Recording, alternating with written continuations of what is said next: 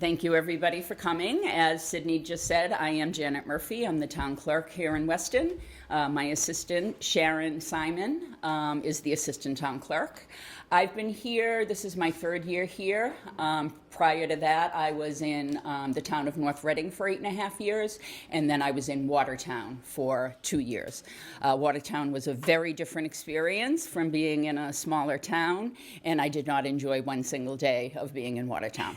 So here I am. Very, very, very much so, and I'm very fortunate. Sharon, we're just coming up on her first year here. She previously was in the town of Avon. So we have a lot of experience between the two of us.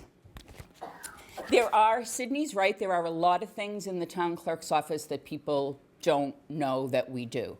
I think most people think that we are the election official, which we certainly are, but we do a lot more stuff for the town and for the residents, I think, than most people really realize. So we're just here to try to give a little walkthrough of the main tasks that the clerk handles. The one thing, the original title of the clerk and the original role of the clerk is the keeper of the seal. This is Weston seal. The keeper of the seal means that the town clerk, the seal stays in my office, and I, as the clerk, get to decide what records get sealed with the town seal. We don't seal everything. We seal vital records. We seal land records, votes, but we're not going to lend it out for a logo on a sweatshirt. Yes? So is the seal a sticker, a stamp, an embossment? An embossment, a very heavy, the seal, she's asking, is the seal a sticker or a stamp? But it is a very heavy lead embossment, yes.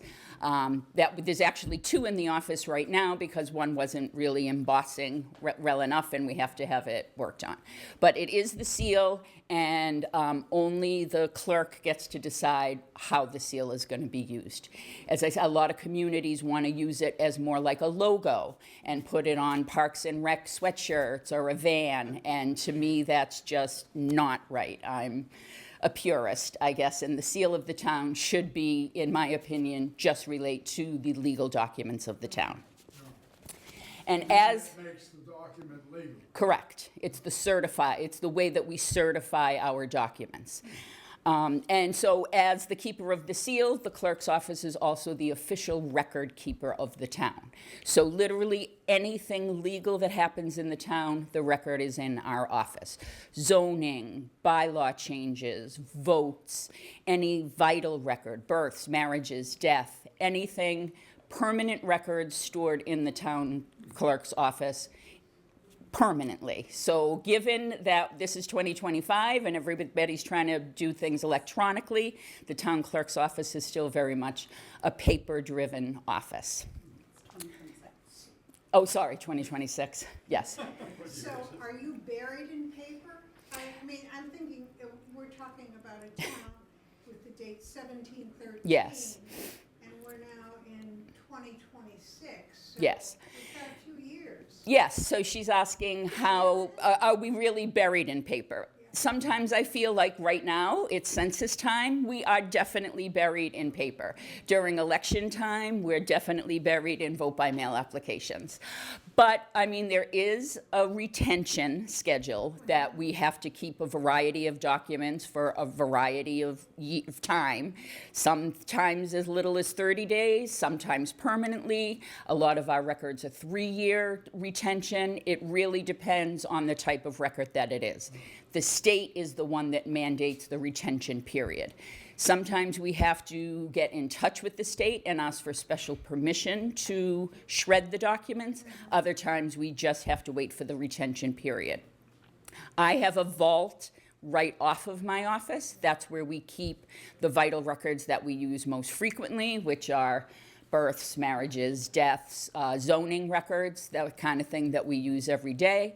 Then there is a storage area downstairs that's quite large that holds a lot of our records while they're waiting for the retention period.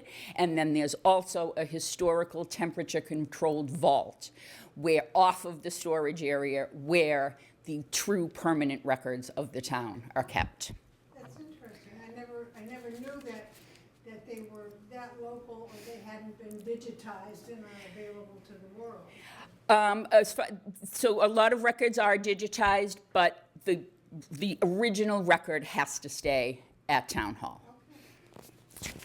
So we are the keeper of the seal, but I think what most people think of the town clerk's office is the election person. And we handle, obviously, we run elections and we handle voter registrations. One thing I think that we want people to know about concerning elections that I'm not sure people do is that the state mandates about 95% of what we do during an election. We're just kind of the middleman to provide access to elections for our community. The state tells us what to do, when to do it. And we really just follow that along. So I know people aren't always very happy with some decisions that we make, but none of the decisions we make are on a fluke. It's, you know, and the state is making regulations for elections for the entire, you know, all of Massachusetts. Some communities are much larger, some communities are much smaller, so it's hard to have one regulation that's gonna, you know, apply perfectly to everybody, but we do just have to follow whatever the state mandates. We currently have 8,600 voters here in Weston. This is a little bit of an off year for us since it's not a presidential year. We would not be able to be here during a presidential year because we just work on the election from January to November. But we do have some elections coming up, and I think many of you know that here in Weston, we still nominate our candidates via a town caucus. There aren't many communities that still do this. There's really a handful of them. But many of those communities last year have petitioned the legislature to do away with their caucus.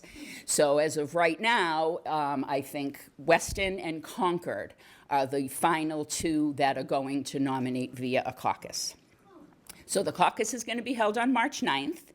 And I hope that everybody here knows we've just recently voted to expand our select board from 3 members to 5 members. So I'm expecting the caucus is going to be very heavily attended to nominate a couple of additional people to the role of select board.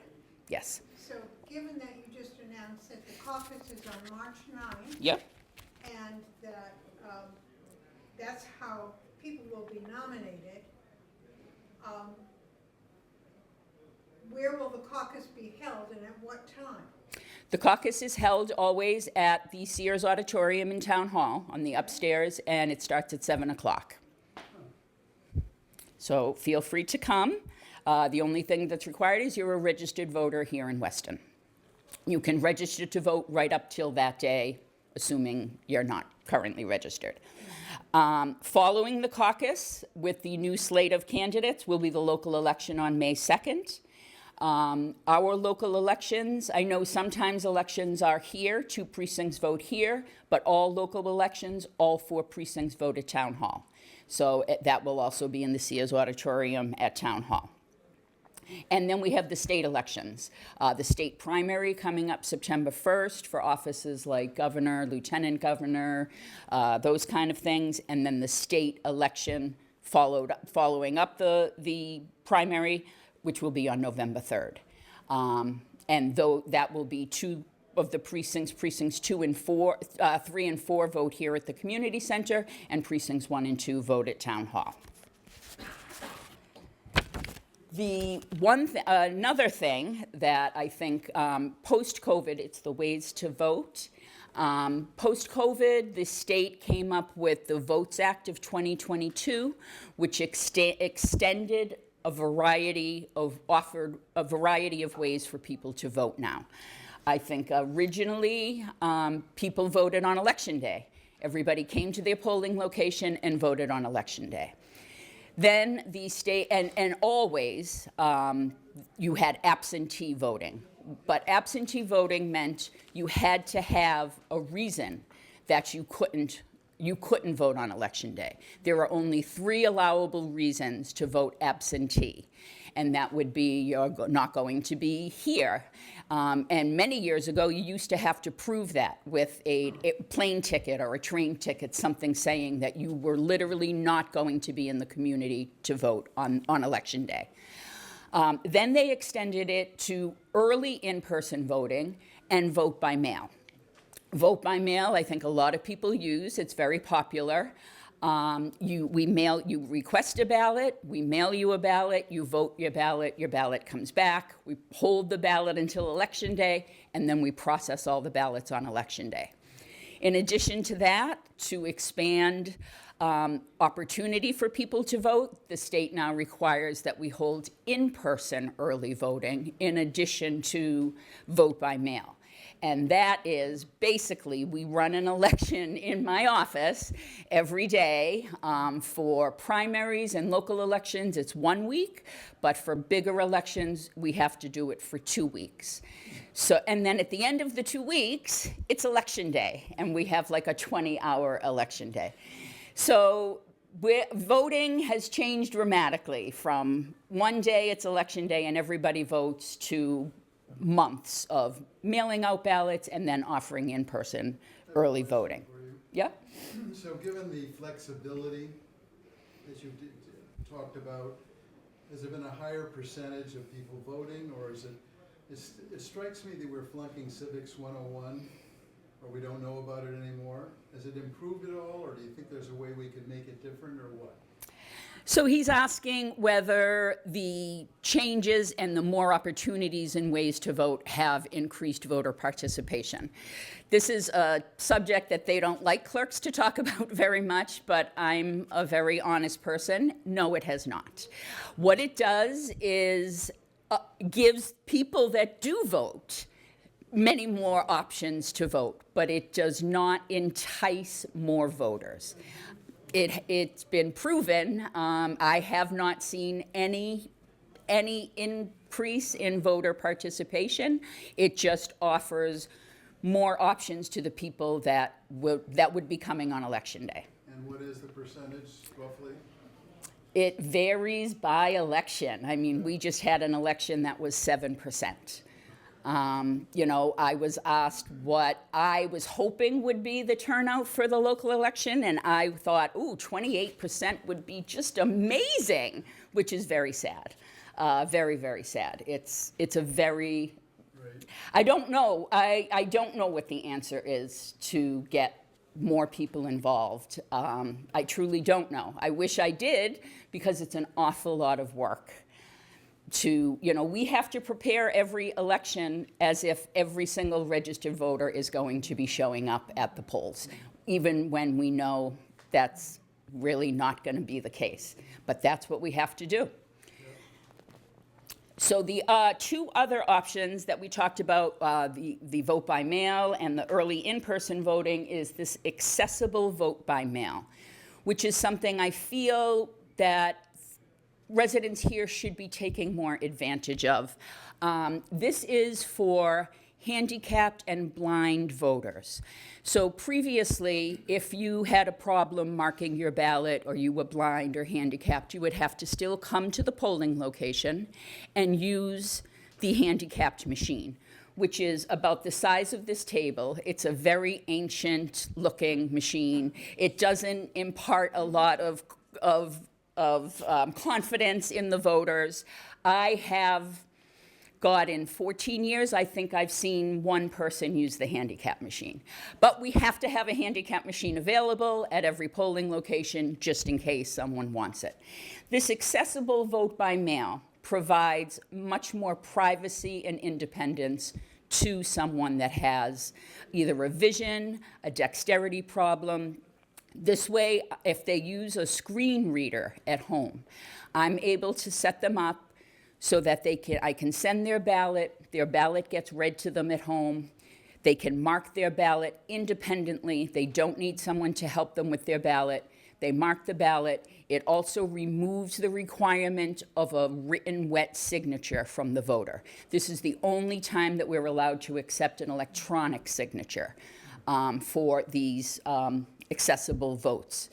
So if you know someone that has trouble reading or getting to the polls and doesn't want, I mean, we can mail anybody a quote unquote regular paper ballot.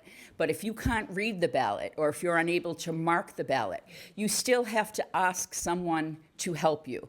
And not everybody wants to share their vote, even with members of their own household. So this provides complete privacy, like all voters should have. So all they need to do is get in touch with our office, we get them set up, and they can vote independently on their own. And the last way to vote is UCAVA, which I don't know if anybody here knows what this is. This is a provision for overseas residents and military people that are currently overseas serving.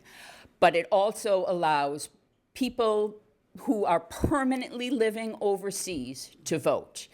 And they vote at their last address in the United States. So even if they haven't been here for forever, if they were just a child here, and now they're in Germany living, they vote here. So it's done through the state, but they get in touch with me. I send their information to the state. The state sets up the program, provides me with a password to provide the voter overseas. They then can unlock their ballot overseas, vote the ballot, and it comes back to us and gets held till Election Day. We have, in the presidential 2024 year, I had almost 70 overseas voters. We have a lot of people here that teach overseas for a year or two, a lot of students that go abroad for a couple of years, and they vote here. It's a very clunky system, but it does work, and the voters overseas, especially the military families, are very, very thankful that they're able to vote. And going back to the caucus, as we said, we are just a handful of towns that continue to do it, and I don't know that we would be voting it out here. People seem to like the idea of the caucus. So we're just going to keep at it and hope that more people start to attend. And following up with elections, what do we need to help us run elections? Sharon will tell you. We need poll workers. Yes. So we need you to come out and give us your time. You'll get paid for it. We will train you on how to do your roles. We will train you on the poll pad tablets. Every question you have, we have an answer for. There are multiple shifts that you could do. You could do just the mornings, just the afternoon into evenings, or if you wanted, you could spend the whole day with Janet and I. What is the requirement in order to be a poll worker? That you are a registered voter in the town of Weston. That is the requirement to be Please say it again. The requirement to be a poll worker is that you're a resident, or that you're a resident and a voter in the town of Weston. So there's two things that we need poll workers for: actual town elections, the state elections, all that, but we also use poll workers for town meetings. And we have those a couple of times a year, and we have elections a couple of times. So there's multiple opportunities if anyone is interested. And because it's not something that we do every day, prior to every election, we have a training.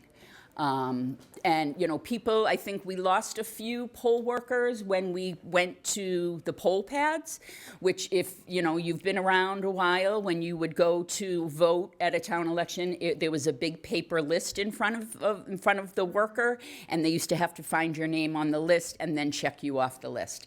Now we use poll pads, which is the voting list on a iPad is really what it is. And it's very, very simple. If you're able in any way to use your phone, you can certainly use the iPad, the poll pad. The poll pad literally does not let you make a mistake. It will tell you for any reason, if there's some reason the person standing in front of you shouldn't be allowed to vote, or if there's another step that they have to take to vote. It's truly impossible to get it wrong with the poll pad. And it just makes our job before the election, during the election, and especially after the election much, much easier. Because previously, we would have to take the voter list, go through, look at each person that voted, enter, and then manually enter into their voter record that they voted.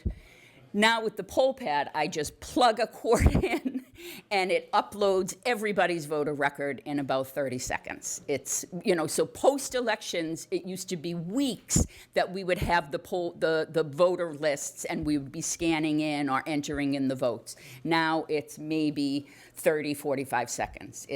And then we can just pack away the election, which is much, much nicer. And another big thing that I think everybody knows us for is dog licensing. And poor Sharon handles the dog licensing. So if you have a dog and you board or you groom your dog, there's now a law that states you have to get a dog license with the town that you live in. You have to get a dog license if you groom or board your dog now. So if you have your vet record, all that is required is you bring it into our office. You can bring it in, you can mail it in, you can email it to us. We just need to see proof of vaccination. And then if your dog is spayed or neutered, it's $15. If they're not spayed or neutered, it's $25. And how do you know you have a license?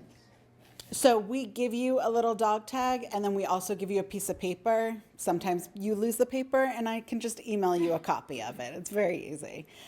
By the end of 2025, we had about 957 dog licenses, and as of this morning in the office, we are at number 400. Oh. So there's a big population of loved dogs in this town, and it's not even the end of February yet, so we'll probably get down to the thousands again. This is a doggy town. Yes. Yes. Very few people have one dog. A lot of people have multiple dogs. Yes. There are multiple dogs. If you bring your pictures of your dogs, I will always be able to, look at them and coo over them with you. Yeah. You can apply for the license if you have had a previous dog tag and your rabies registration is still up to date. You can apply online on our town website. You can mail in a check with your rabies form, or you can just stop by the office and we can do that in about 5 minutes. And even at the 957, I have a very strong feeling that we're not capturing all of the dogs in town.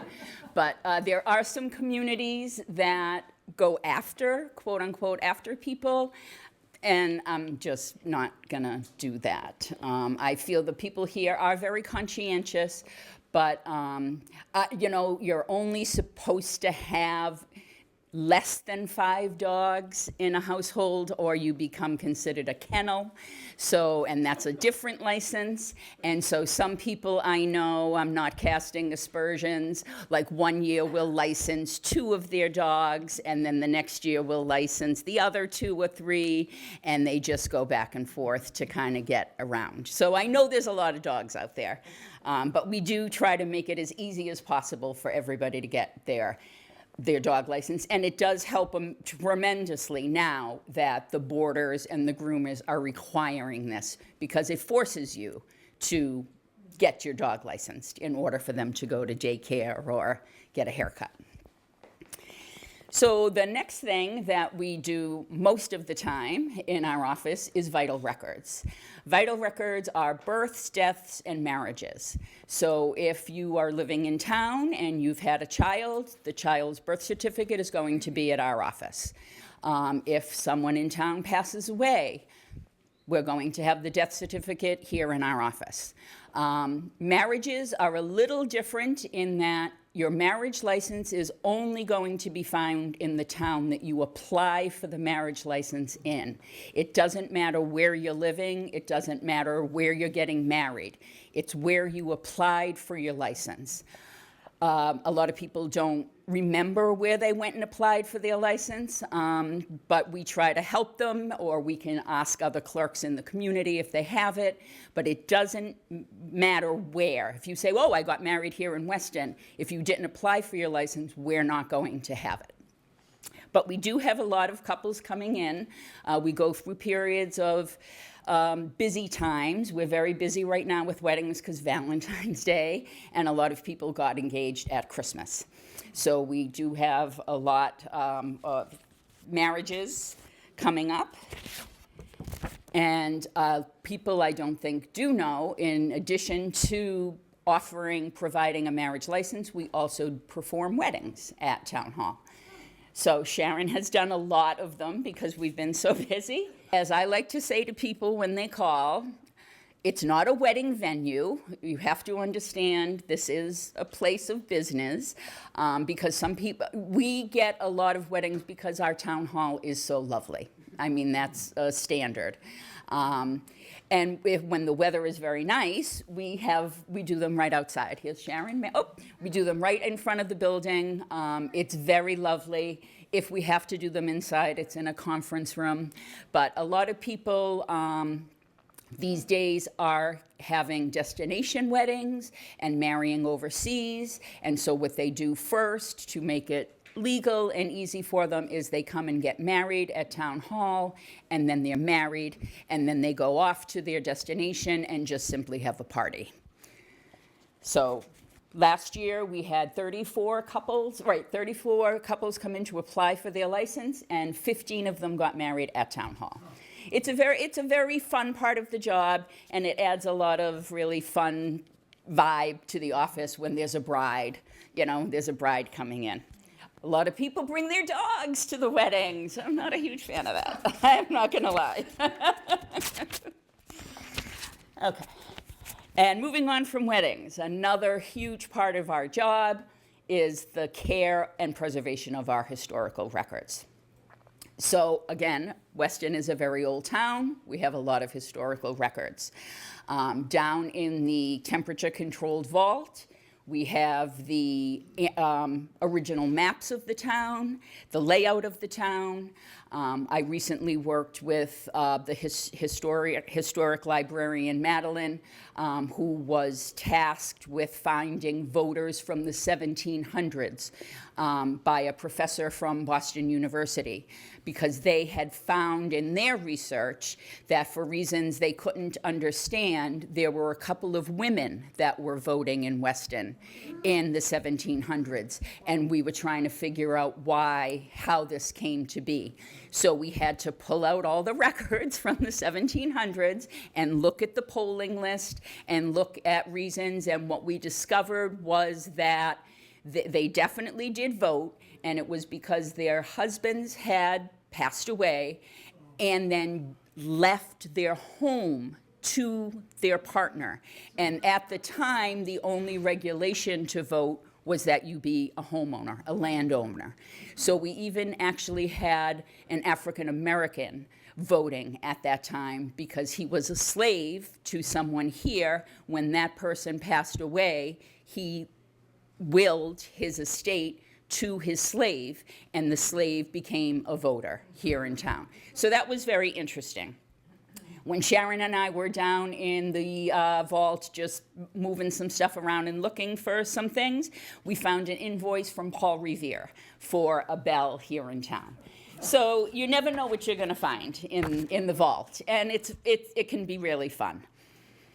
Could I ask so you were talking about death certificates. Mm-hmm. And so many people pass away in hospitals. Yes. Not located in Weston, but their death certificate comes to Weston? If as a resident. So the question is, if someone, I mean, we don't have a hospital here in Weston, so why are all these people dying in Weston? They're not. They're dying at Newton Wellesley Hospital, or they're dying in hospice, or they're dying, at a different facility. But since they're residents of Weston, we get what's called the resident copy. Because, so say you're going to, if you just could get it from Newton, imagine how busy the clerk is in Newton Wellesley with all births and deaths. And Boston charges, I think, $50 for a death certificate. We charge 10. So it's much easier to come to your resident community than it is to go to the quote-unquote big city where the person may have died. Thank you. And Sharon's going to talk next about another big part of our job that is all day, every day, is, thank you for coming, sir. Thank you for your help. Take care. Appreciate the work you do. Is meeting posts. So, all right, meeting posts are required. So if say you belong to the Traffic and Sidewalk Committee or we have a lot of committees and commissions here in town. You're a member of that committee, there's going to be a meeting by law. Your meeting has to be posted with the agenda 48 hours in advance, or your meeting cannot happen. No, right, not including the weekend. So at the end of the week, if you're having a meeting next week, we're very busy posting meetings. So we have to post the agendas, post the meetings. Once the meeting has happened, and then there's minutes, and the minutes are approved, we then get the minutes, and we attach the minutes online to the meeting. So where are you posting them? Do you have public places to post them in, or? So the question is, where are we posting these meetings? Back in the day, yes, there were locations around town that we would be required to post, but as many communities have, we have adopted the website as our official posting place. So the meetings are posted online. They're also required to be posted at Town Hall. So we have a board at Town Hall right outside the town manager's office that lists all of the meetings, and the meetings are posted online. That is, it sounds like kind of an innocuous, no big deal, but it's all day long, every single day. And again, we have a lot of boards and committees in town, and Sharon has to post pretty much all of them. So between schools, parks and rec, fire, police, all of it, we're posting the public meetings. And if we miss one, there's nothing worse than having to call the group and say, you can't have your meeting. We didn't get it posted, or we recently had one for reasons unknown, the agenda didn't get attached correctly. So with no agenda, you can't have the meeting. And again, calling someone and saying, sorry, you can't have your meeting. Nobody wants to hear that. That's not a phone call I ever like to make. And another paperwork thing we do, Sharon can tell you about, is business certificates. So if you have a business in town, whether it's a big business, you're opening a bank, or whether you're opening something from your home office, it's required that you get a business certificate. It's $40. It's good for 4 years, so that's only $10 a year if you think about it. Last year we did 40. This year we're on 3 so far. They could be as small as, we have 2 high school girls, they're sisters, and they're doing a hair braiding business. And then we have, Chase Bank, we have Brothers, any restaurant in town, you need a business license with us, and then you got to go to Board of Health and get a house license with them. Lots of paperwork. Lots of paperwork, yes. Yes. So those are kinds of businesses that have physical contact with people. Yes and no. So some businesses will have physical contact where it's a brick and mortar place where a customer will come in. But hair braiding, Yep, those are them going to parties to do hair braiding. But you could also have a business out of your own home where it's completely online, you never see your customers, nothing ever leaves your home. It could be data entry, it could be personal assistance, or you could have an Etsy account and that's your business. okay. So what about people who do that but don't register their business? So it's sort of like the dog licenses. We're not going to chase you for it, but somewhere down the line when you're going through taxes, it's going to come up that you never got a business license. So then you come in and say, oh, I've had this business for a couple of years. I should probably do this. And I'll come to you and say, yeah, so let's just do it now. And here's your license. You're good. I'll see you in 4 years. Yeah. And another change on that, and that has helped us with the issuing of business licenses, is that banks have started to demand it. If you go to a bank to open a business account now, the first thing they say is, do you have a local business license? That was not the case many years ago, but probably about 10 years ago, we started noticing a lot more people coming in for business certificates, and they were saying, my bank is requiring me to have a local business certificate. So that's what we do for that. And I'm on my last terrible task that I hate. And this is one that a lot of people don't know of, but this is the vast majority of my day. And it's public records requests. As the town clerk, I am the chief, I am the, what are they called? Recording. I am the town access officer, the records access officer. And what it is anybody can ask me for any record, and I am required by law to provide it within 10 business days. And this can be, and I get right now between 20 and 25 requests a week. We're a small office. They're not always very straightforward. A lot of them are requests for a police report, which thankfully there is a person at the police station designated just to do the police reports, because that's how much time it takes. I still get to do the rest of my job, but he only gets to do his, which is fine.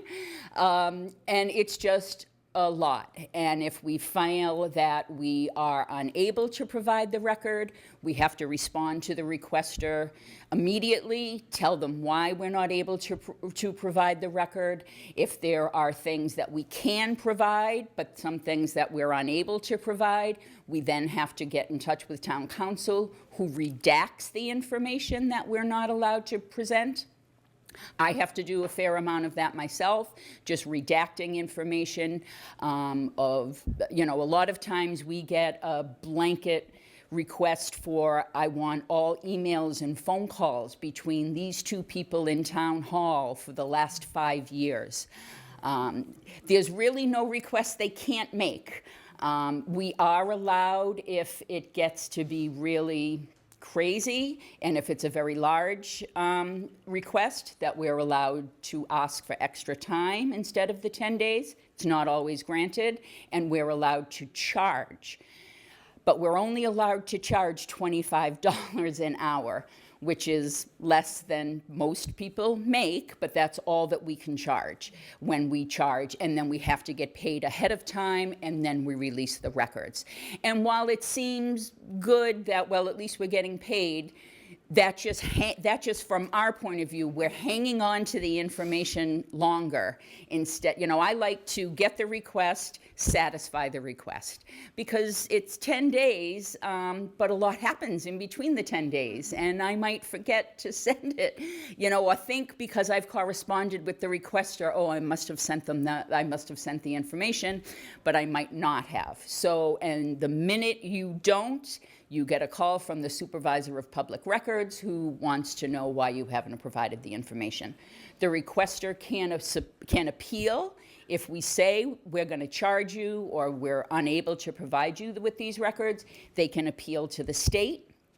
And I can tell you, a town never wins an appeal. So that's how I feel about it. It's not a great aspect of my job, but it is vital and it's required, and I just wish they would make some changes. I mean, you could call me tomorrow and ask for this gentleman's birth certificate, and I can just give it to you. And there are some parts of this that I don't necessarily agree with, but that's the law, and that's what we have to do. So. And our last topic is the one that seems to be appealing to everybody, the Boston Post Cane Society. And Sharon will tell us a little bit about it. Yes, and this is the beautiful cane. Yes, this is our Weston cane, which I'll show you in a minute. So the Boston Post cane started when the editor of the Boston Post decided in 1909 to start a tradition of giving a cane to the oldest living man. It's And like the kiss of death.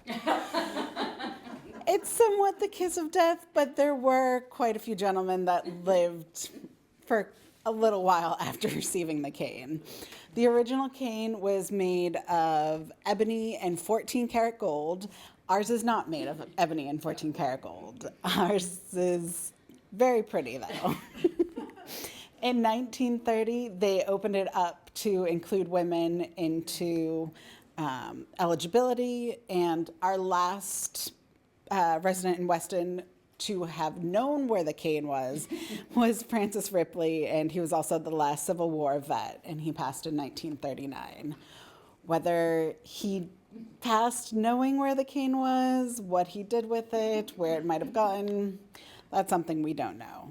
Currently, Weston has about 11 residents over the age of 100.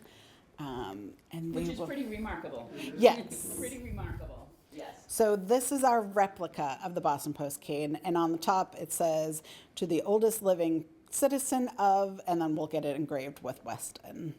And it's a good weight to it. And I think what we're going to do, we're just in the process of reestablishing this here in town. I think when they lost, thank you. When they lost or couldn't find the original cane, I think it kind of went away, that they stopped doing it.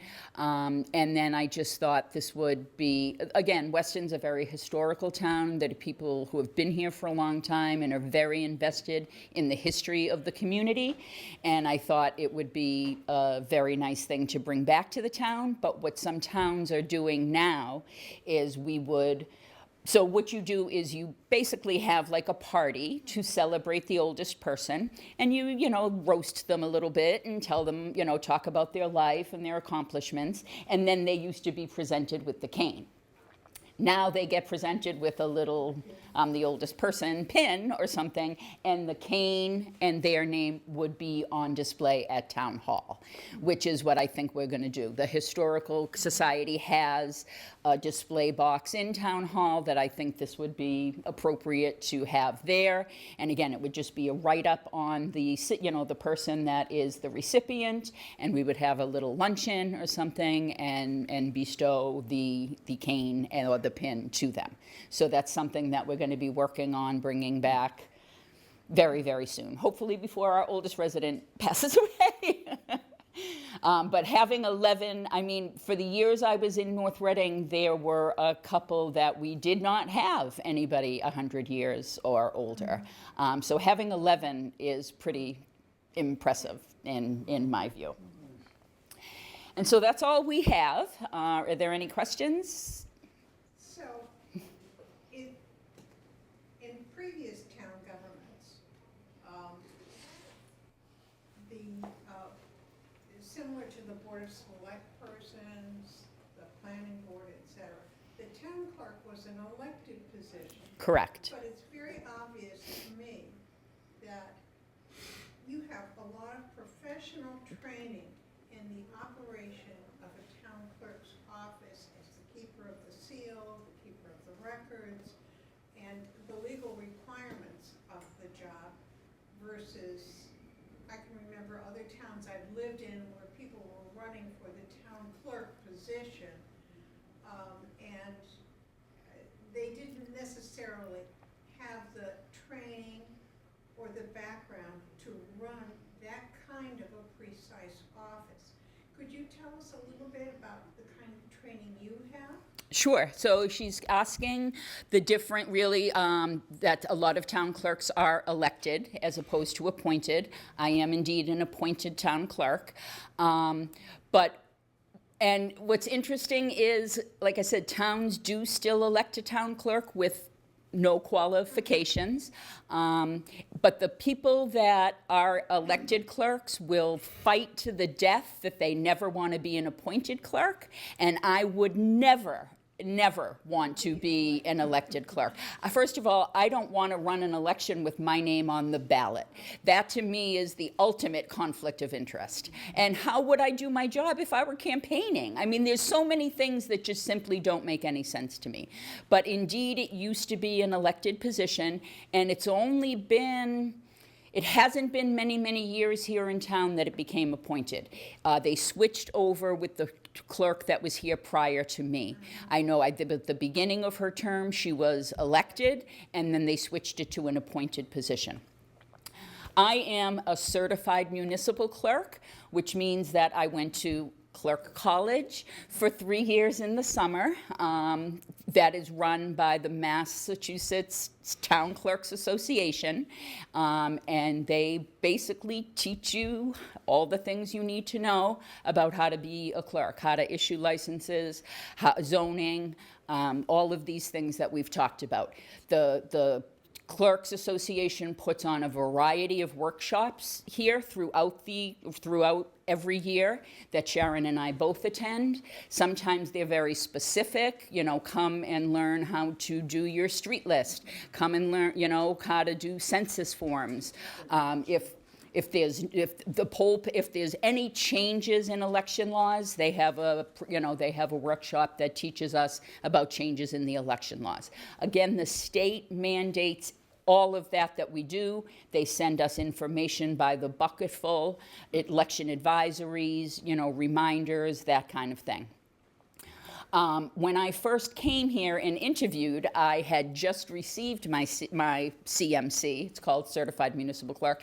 And boy, I was super, super proud. I was like, look at me, I'm a CMC. And I'm in my interview, and they didn't even know what I was referring to. And I was mortified. I'm like, trust me, it's very important. It's very, very, very important. So that's where we are. So that's really how, aside from hands-on, there's nothing like hands-on. Clerk College was extremely helpful. And who does the town, in the framework of government, so the office that you report to is Secretary of State? No, I report to the town manager. Well, town manager, but I mean, you get a lot of your directives come from. Our directives do indeed come from the Secretary of State's office, the Election Commission at the Secretary of State.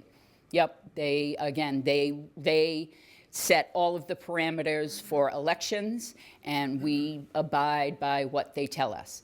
And a little fun fact, should anybody question anything that we're doing election-wise in town, and they make a call to the Secretary of State's office, which more people than you think do this.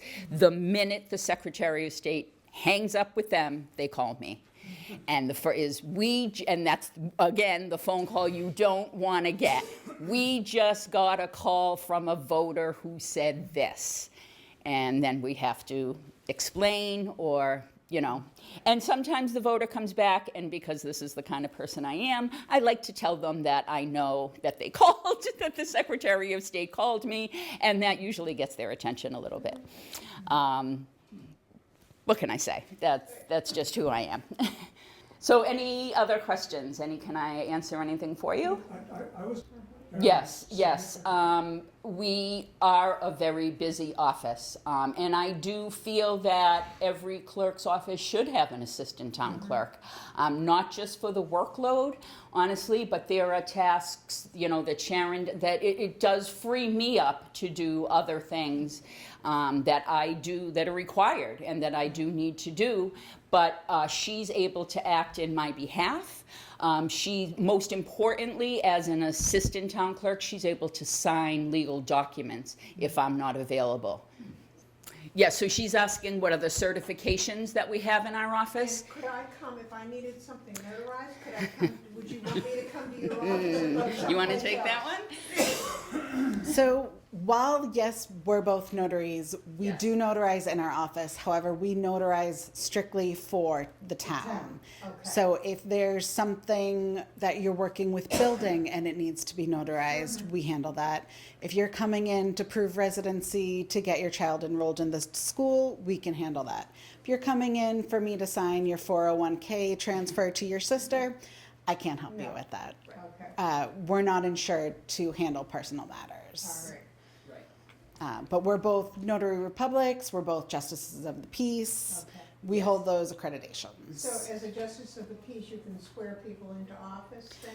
Yes, Yes. as justice of the peace, you can swear people in, but also as the town clerk, she's able to swear. Oh, already goes with that as well. Correct. The justice of the peace, though, allows us to marry people, Yes. more to the Okay. point. But yes, there are a couple of positions in town that could only be sworn in by the clerk or by a justice of the peace if the clerk is not available. But that is another huge reason to have an assistant town clerk. If she was just, we do have a part-time person that works in our office that I'm trying to make a full-time person for all the reasons I just laid out to you. But she's not able to do a lot of these tasks. She certainly can't sign anything as coming from the clerk's office. She can't, if you sit on the, any kind of committee, she can't swear you in. So there are some, things that just quote unquote admin in the office isn't able to do. And that's why I think it's so important to have an assistant town clerk as well. Anything else? Thank you so much. Well, thank you very much. If you have any questions, give us a call or come in and visit. Thank you. Thank you.